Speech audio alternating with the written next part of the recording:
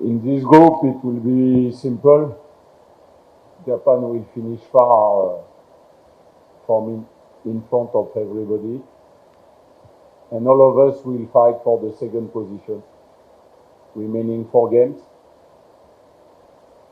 And if we are not getting the chance to be part of these 2 teams going direct to the World Cup, we'll have to fight again and to finish 3rd or 4th. So, like I repeat, you deserve to win this game this evening, but it's only 1 game. And at the end of the road, we'll see if we are achieving our challenge. And your striker scored 2 goals. Congratulations to him. That's all. We didn't score a goal since so many games. This is a reality. And this evening, twice we were in the box of Indonesia, and the first time we request a penalty, and we conceded a counter-attack. And the second goals, we are in the box, set pieces for us, and we are losing the ball and second counter-attack.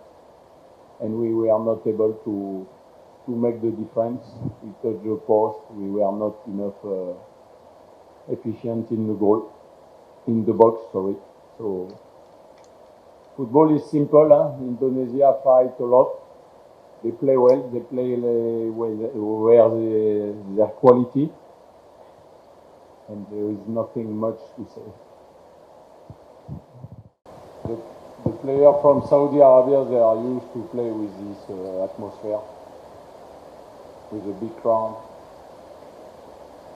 The only thing, we didn't start the game like we were supposed to start the game. That's all. And part of the question,